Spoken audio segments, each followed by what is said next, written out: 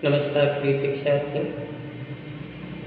अपनी पाठ्य पुस्तक आरोभागे प्रकरण वे आँखें विधा पद्य शैली कविता लेखक कवि श्रेष्ठ सुमित्रानंदन पंत जी। अपने अध्ययन के क्रम में आज हम कवि श्री सुमित्रानंदन पंत जी का साहित्यिक परिचय प्राप्त करेंगे।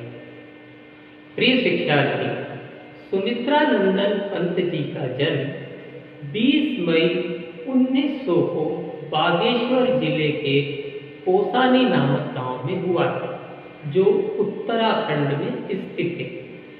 आपके पिताजी का नाम गंगादत्त पंत और माताजी का नाम सरस्वती देवी था। जन्म के कुछ समय बाद ही आपकी माताजी का निधन हो गया था।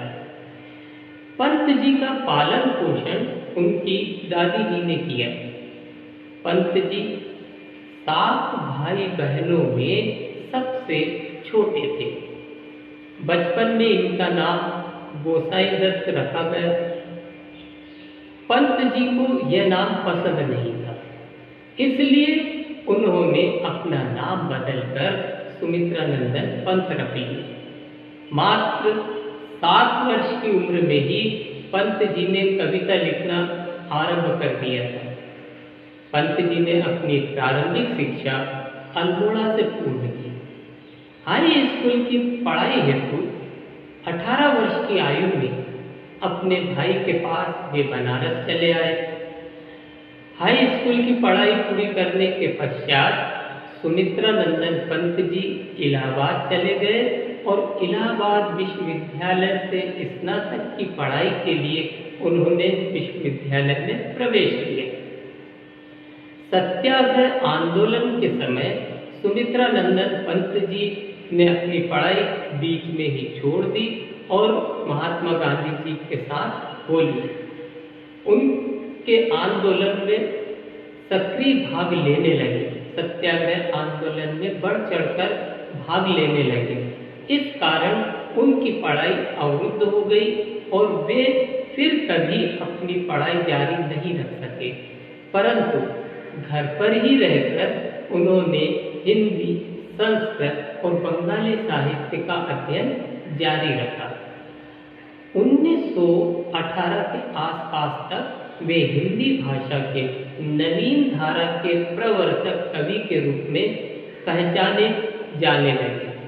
वर्ष 1926-27 में पंत जी के प्रसिद्ध काव्य संकलन पल्लव का प्रकाशन हुआ, जिसके गीत सौंदर्य और पवित्रता का साक्षात्कार कराते हैं।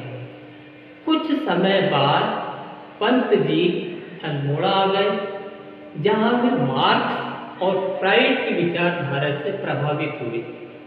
वर्ष 1938 में सुमित्रानंदन पंत जी ने रूपाभ नामक एक मासिक पत्र आरंभ किया। वर्ष 1955 से 1962 तक आकाशवाणी से जुड़े रहे और मुख्य कार्यक्रम निर्माता के पद पर कार्य करते रहे।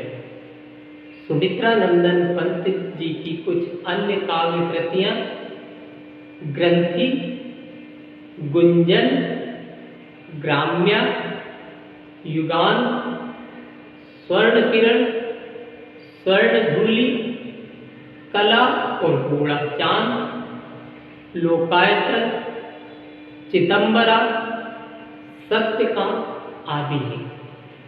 सुमित्रानंदन जी के जीवन काल में उनकी 28 पुस्तकें प्रकाशित हुई, जिनमें कविता की पुस्तकें थी, पद्य नाटक और निबंध की पुस्तकें शामिल हैं।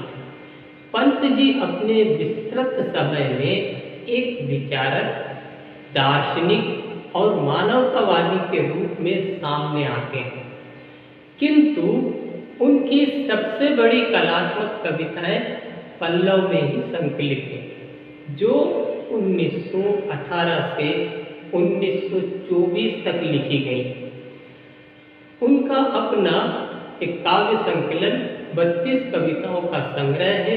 यह पल्लव सुमित्रानंदन पंत जी द्वारा की गई उल्लेखनीय साहित्य सेवा के लिए उन्हें सन 1961 में पद्म भूषण, सन 1968 में ज्ञानपीठ पुरस्कार प्रदान किया गया।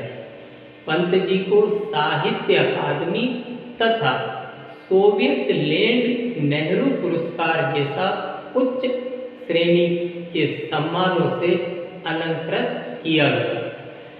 पंत जी कौसानी में बचपन में जिस घर में रहते थे उस घर को सुमित्रानंदन पंत वीथिका के नाम से एक संग्रहालय के रूप में परिवर्तित कर दिया गया है।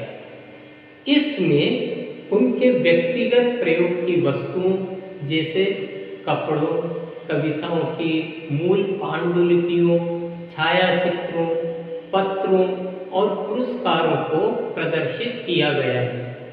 इसमें एक पुस्तकालय भी है जिसमें उनकी व्यक्तिगत तथा उनसे संबंधित पुस्तकों का संग्रह है। संग्रहालय में उनकी स्मृति में प्रत्येक वर्ष पंत व्याख्यान माला का आयोजन होता है। यहाँ से सुमित्रानंदन पंत व्यक्तित्व और कृतित्व नामक पुस्तक भी प्रकाशित की गई है। नाम पर इलाहाबाद प्रयागराज में सुमित्रानंदन जी के नाम पर इलाहाबाद प्रयागराज में एक प्रसिद्ध उद्यान भी है। ये सब सुमित्रानंदन जी के सम्मान हेतु किया गया। सुमित्रानंदन पंत जी प्राकृतिक सौंदर्य के साथ ही मानव सौंदर्य से भी कुशल चितेरे थे। छायावादी दौर के उनके काव्य में रोमानी दृष्टि से मानवीय सौंदर्य का चित्रण है, तो प्रगतिवादी दौर में ग्रामीण जीवन के मानवीय सौंदर्य का यथार्थवादी चित्रण। कल्पनाशीलता के साथ साथ रहस्यानुभूति और मानवतावादी दृष्टि पंत जी के काव्य में मुखर होती है। युग परिवर्तन के साथ पंत जी की काव्य चेतना बदलती रही है, हमेशा परिवर्तनशील रही है। पहले दौर में आप प्रकृति सौंदर्य से अभिभूत छायावादी कवि हैं, तो दूसरे दौर में हम पाते हैं मानव सौंदर्य की ओर आकर्षित और समाजवादी आदर्शों से प्रेरित कवि। तीसरे दौर में उनकी कविताओं में नई कविता की कुछ प्रवृत्तियों के दर्शन होते हैं।